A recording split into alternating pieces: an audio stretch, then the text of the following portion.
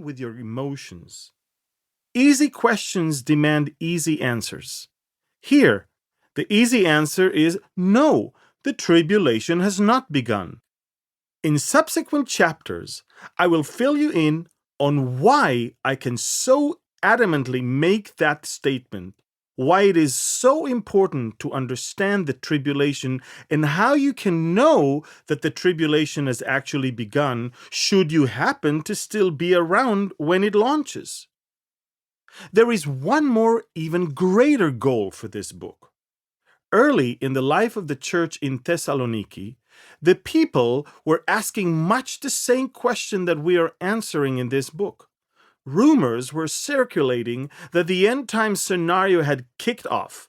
The members of this church did not know what to believe.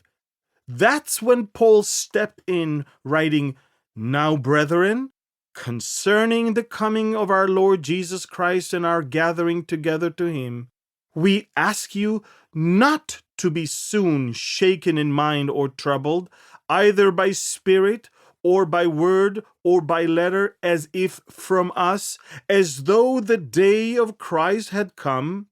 2 Thessalonians 2 verses 1 and 2. The apostle then proceeded to teach them and remind them of what he had said in the past, easing their troubled minds. When you're done with this audiobook, I want you to be able to do the exact same thing with your loved ones, your friends, your fellow church members, anyone who needs to be comforted with this truth. My goal is for you to be equipped to be able to explain to anyone why this cannot possibly be the tribulation, how they can know the signs that the actual tribulation has begun, and how they can ensure that they won't be around to experience it. It's not so bad. A primary theme through Paul's second letter to the Corinthians is perspective.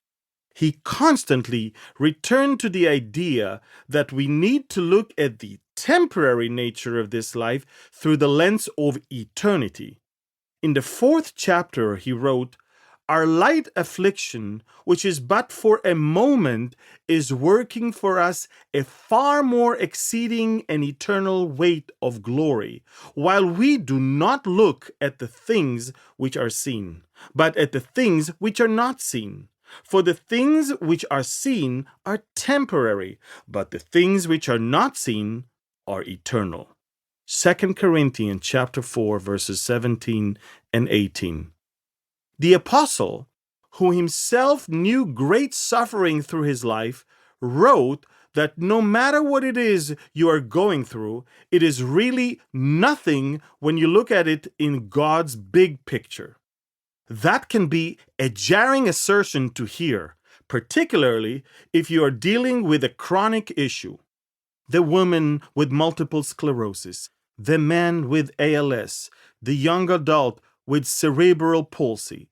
Doubtless, your life feels like anything other than a light affliction. But Paul's encouragement is just wait and see what God has planned for you. When compared with the exceeding and eternal weight of the glory of God, experiencing the beauty and joy of being in his incomparable presence, the pain of these earthly days will seem like nothing. The opposite is true when it comes to the tribulation. Once those 7 years begin, the troubles of our current situation will also seem like light affliction.